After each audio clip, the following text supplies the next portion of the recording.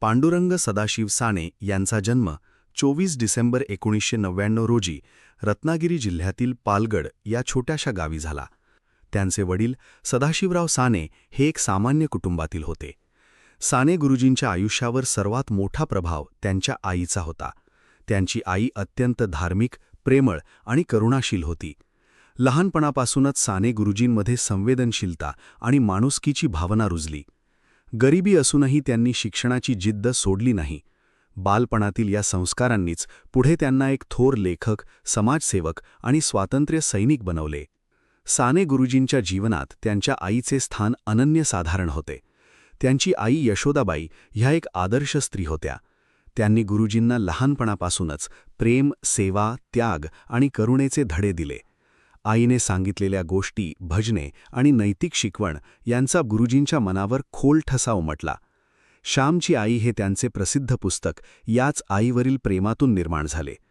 आईच्या निधनानंतरही गुरुजींनी त्यांच्या आदर्शांना जपले. आईच्या प्रेमळ स्मृती त्यांच्या साहित्यात सर्वत्र जाणवतात. आईच्या संस्कारांमुळेच ते गुरुजी झाले. साने गुरुजींनी प्राथमिक शिक्षण पालगड येथे घेतले. घरची परिस्थिती बेताची असतानाही त्यांनी अभ्यासात सातत्य ठेवले. पुढे त्यांनी पुणे येथील फर्ग्युसन महाविद्यालयात प्रवेश घेतला. तेथे त्यांनी संस्कृत आणि इंग्रजी साहित्याचा सखोल अभ्यास केला. महाविद्यालयीन जीवनात त्यांना अनेक थोर विचारवंतांचा सहवास लाभला. शिक्षणाबरोबरच समाजकार्याची आवड त्यांना होती. त्यांनी BA ची पदवी संपादन केली. शिक्षण घेताना त्यांनी वाचन आणि लेखनाची सवय जोपासली, जी पुढे त्यांच्या साहित्य सेवेचा पाया ठरली. शिक्षण पूर्ण झाल्यावर साने गुरुजी अमळनेर येथील प्रताप हायस्कूलमध्ये शिक्षक म्हणून रुजू झाले. या काळात त्यांनी विद्यार्थ्यांशी अत्यंत जिव्हाळ्याचे नाते जोडले. ते केवळ पुस्तकी ज्ञान देणारे शिक्षक नव्हते, तर मुलांच्या सर्वांगीण विकासासाठी झटणारे मार्गदर्शक होते. विद्यार्थ्यांमध्ये राष्ट्रभक्ती, नैतिकता आणि सेवाभाव रुजवणे हे त्यांचे ध्येय होते. याच काळात त्यांनी लेखनास सुरुवात केली. गुरुजी हे नाव त्यांना येथील विद्यार्थ्यांनीच प्रेमाने दिले आणि ते नाव आयुष्यभर त्यांच्यासोबत राहिले. साने गुरुजी हे केवळ शिक्षक आणि लेखक नव्हते, तर एक निधडे स्वातंत्र्य सैनिकही होते. महात्मा गांधींच्या विचारांचा त्यांच्यावर मोठा प्रभाव होता. 1930च्या सविनय कायदेभंग चळवळीत त्यांनी सक्रिय सहभाग घेतला. ब्रिटिश सरकारविरुद्ध आवाज उठवल्यामुळे त्यांना अनेकदा तुरुंगवास भोगावा लागला. तुरुंगातही त्यांनी लेखन सोडले नाही. नाशिक तुरुंगात असताना त्यांनी श्यामची आई हे अजरामर पुस्तक लिहिले. देशाच्या स्वातंत्र्यासाठी स्वतःच्या सुखाचा त्याग करणारे गुरुजी हे खऱ्या अर्थाने देशभक्त होते. 1932 साली साने गुरुजींना नाशिक तुरुंगात डांबण्यात आले. या कठीण काळात त्यांनी आपल्या आईच्या आठवणींना शब्दरूप दिले आणि श्यामची आई हे कालजयी पुस्तक लिहिले. तुरुंगाच्या 4 भिंतीआड लिहिलेले हे पुस्तक मराठी साहित्यातील एक मौल्यवान रत्न ठरले. या पुस्तकात आईच्या प्रेमाचे, त्यागाचे आणि संस्काराचे अत्यंत हृदयस्पर्शी चित्रण आहे. पुस्तकातील श्याम हे स्वतः साने गुरुजीच आहेत. हे पुस्तक वाचताना डोळ्यात पाणी येते, इतके ते भावपूर्ण आहे. पुढे या पुस्तकावर चित्रपटही निघाला. साने गुरुजी हे अत्यंत विपुल लेखक होते. त्यांनी कादंबऱ्या, कथा, कविता, निबंध, आत्मचरित्र आणि बालसाहित्य अशा विविध साहित्य प्रकारात लेखन केले. श्यामची आई, श्याम, आस्तिक, सुंदरपत्रे, गोड निबंध, धडपडणारा श्याम ही त्यांची काही महत्त्वाची पुस्तके आहेत. त्यांचे लेखन साधे, सोपे आणि हृदयाला थेट भेटणारे होते. सामान्य माणसाला समजेल अशा भाषेत मोठे विचार मांडणे हे त्यांचे वैशिष्ट्य होते. त्यांनी मुलांसाठीही भरपूर साहित्य लिहिले. त्यांचे एकूण साहित्य मराठी संस्कृतीचा अमूल ठेवा आहे. साने गुरुजींना मुलांबद्दल अतीव प्रेम होते. त्यांनी अनेक गोष्टी, कविता आणि लेख लिहिले. बालमनाला समजेल, रुचेल आणि संस्कार देईल असे साहित्य निर्माण करणे हे त्यांचे ध्येय होते. गोष्टी या त्यांच्या पुस्तकात मुलांसाठी अनेक बोधकथा आहेत. त्यांच्या लेखनातून मुलांना देशप्रेम, प्रामाणिकपणा, दयाळूपणा आणि माणुसकी या मूल्यांची शिकवण मिळते. त्यांनी शिक्षक म्हणून काम करताना मुलांच्या मनाचा सखोल अभ्यास केला होता. आजही त्यांचे बालसाहित्य शाळांमध्ये शिकवले जाते. साने गुरुजी हे केवळ लेखक नव्हते, तर एक तळमळीचे समाजसुधारकही होते. जातीभेद, अस्पृश्यता आणि सामाजिक विषमता यांच्या विरुद्ध ते आयुष्यभर लढले. सर्व माणसे समान आहेत हा त्यांचा मूलभूत विश्वास होता. त्यांनी दलित आणि वंचित घटकांसाठी आवाज उठवला. पंढरपुरातील विठ्ठल मंदिर दलितांसाठी खुले व्हावे यासाठी त्यांनी उपोषण केले. हे उपोषण अत्यंत तीव्र स्वरूपाचे होते आणि त्यांची प्रकृती गंभीर झाली.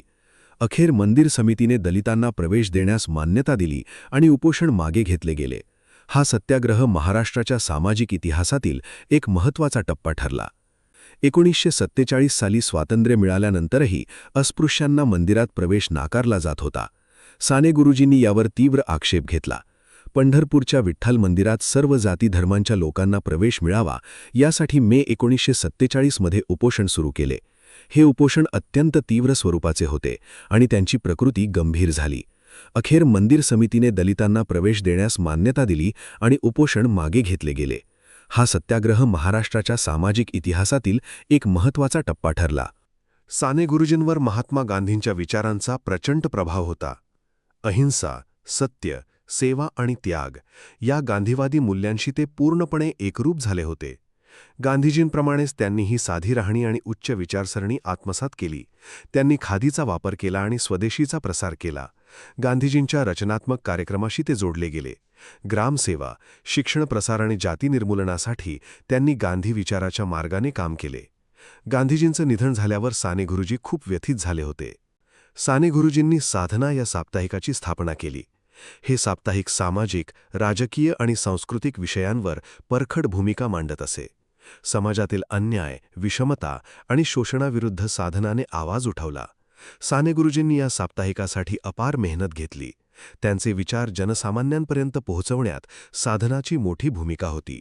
हे साप्ताहिक त्यांच्या निधनानंतरही सुरू राहिले आणि आजही साधना एक प्रतिष्ठित प्रकाशन म्हणून कार्यरत आहे. हे त्यांचे एक महत्त्वाचे वैचारिक योगदान आहे. साने गुरुजींची लेखनशैली अत्यंत साधी, ओघवती आणि भावपूर्ण होती. ती जटिल विषयही सोप्या भाषेत मांडत. त्यांच्या लेखनात प्रेम, करुणा आणि माणुसकीचा ओलावा सतत जाणवतो. वाचकाच्या हृदयाला थेट स्पर्श करणे हे त्यांच्या लेखनाचे सामर्थ्य होते. त्यांनी कधीही भपकेबाज किंवा क्लिष्ट भाषा वापरली नाही. शेतकरी, कामकरी आणि सामान्य माणूस हाच त्यांच्या लेखनाचा केंद्रबिंदू होता. त्यांच्या कवितांमध्येही सामाजिक जाणीव आणि भावनिक तीव्रता दिसते.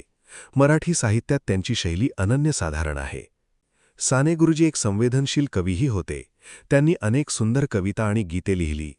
खरा तो एकची धर्म, जगाला प्रेम अर्पावे ही त्यांची प्रसिद्ध ओळ आजही लोकांच्या मनात घर करून आहे. त्यांच्या कवितांमध्ये देशप्रेम, मानवता आणि आध्यात्मिकतेचा सुंदर संगम दिसतो. त्यांनी भक्तिगीतेही रचली. त्यांच्या गीतांमध्ये एक वेगळीच सात्विकता आणि शांतता जाणवते. शाळांमध्ये आजही त्यांची गीते गायली जातात. त्यांच्या काव्यातून सामाजिक बांधिलकीची जाणीव ठळकपणे उमटते.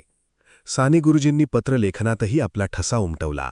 त्यांनी लिहिलेली पत्रे म्हणजे एक प्रकारचे साहित्यच होते. सुंदर पत्रे हा त्यांचा पत्रसंग्रह अत्यंत लोकप्रिय आहे. या पत्रांमधून त्यांची विचारसरणी, भावना आणि सामाजिक जाण स्पष्ट होते. त्यांनी लिहिलेले निबंधही वाचनीय आणि विचारप्रवर्तक आहेत.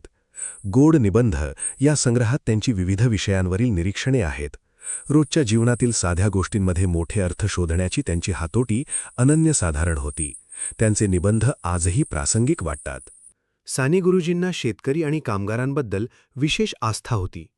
शोषित आणि वंचित समाजाचे दुःख त्यांना असह्य वाटत असे. त्यांनी शेतकऱ्यांच्या प्रश्नांवर लेखन केले आणि आंदोलनातही सहभाग घेतला. कामगारांच्या हक्कांसाठी ते आवाज उठवत. समाजवादी विचारसरणीशी ते जवळीक साधत होते. सर्वसामान्य माणसाचे जीवन सुखी आणि न्यायपूर्ण व्हावे हे त्यांचे स्वप्न होते. गरिबी आणि विषमता नष्ट करण्यासाठी समाजाने एकत्र यावे असे ते मानत. त्यांचे हे विचार आजही दिशादर्शक आहेत.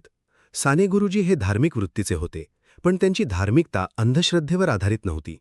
ते सर्व धर्मांमध्ये एकच सत्य पाहत. ईश्वर म्हणजे प्रेम असे त्यांचे मत होते. माणसावर प्रेम करणे हाच खरा धर्म असे ते मानत. त्यांच्या खरा तो एकची धर्म या ओळी त्यांच्या आध्यात्मिक दृष्टिकोनाचे सार सांगतात. ते विठ्ठलभक्तही होते, पण जातीभेदाशिवाय सर्वांना देवाची भेट व्हावी असे त्यांना वाटत असे. त्यांचा धर्म हा माणुसकीचा धर्म होता. हाच त्यांच्या जीवनाचा गाभा होता. आयुष्याच्या उत्तरार्धात साने गुरुजी अनेक मानसिक व्यथांनी ग्रस्त झाले. स्वातंत्र्य मिळूनही समाजातील विषमता, जातीभेद आणि भ्रष्टाचार नष्ट न झाल्यामुळे ते खूप व्यथित झाले. गांधीजींच्या हत्येनंतर त्यांना मोठा धक्का बसला. ते ज्या स्वप्नांसाठी लढले ती स्वप्ने प्रत्यक्षात येताना दिसेनात तेव्हा ते निराश झाले. या निराशेतून त्यांनी साहित्यात आणि समाजकार्यात स्वतःला झोकून दिले. पण आतल्या आत ते खूप थकले होते. त्यांच्या उत्तरायुष्यातील व्यथा त्यांच्या लेखनातूनही जाणवतात. 11 जून 1950 रोजी साने गुरुजींनी या जगाचा निरोप घेतला. त्यांचे निधन झाल्यावर संपूर्ण महाराष्ट्र शोकसागरात बुडाला. इतक्या लहान वयात केवळ 50 वर्षांच्या आयुष्यात त्यांनी असामान्य कार्य केले. त्यांच्या निधनाने मराठी साहित्य आणि समाजकारण यांची मोठी हानी झाली. लाखो लोकांनी त्यांना श्रद्धांजली अर्पण केली. त्यांच्या जाण्याने एक युग संपले असे त्यांच्या चाहत्यांना वाटले. पण त्यांनी मागे सोडलेले साहित्य, विचार आणि आदर्श आजही महाराष्ट्राला मार्गदर्शन करत आहेत. साने गुरुजींचा वारसा अतुलनीय आहे. श्यामची आई हे पुस्तक आज शाळांमध्ये शिकवले जाते. त्यांनी स्थापन केलेले साधना साप्ताहिक आजही प्रकाशित होते. महाराष्ट्रात अनेक शाळा, रस्ते आणि संस्थांना त्यांचे नाव देण्यात आले आहे. त्यांच्या जन्मदिनी आणि पुण्यतिथीला विविध कार्यक्रम आयोजित केले जातात. खरा तो एकची धर्म हे त्यांचे गीत आजही प्रेरणा देते. साने गुरुजी म्हणजे प्रेम, सेवा, त्याग आणि माणुसकी यांचे जिवंत प्रतीक होते.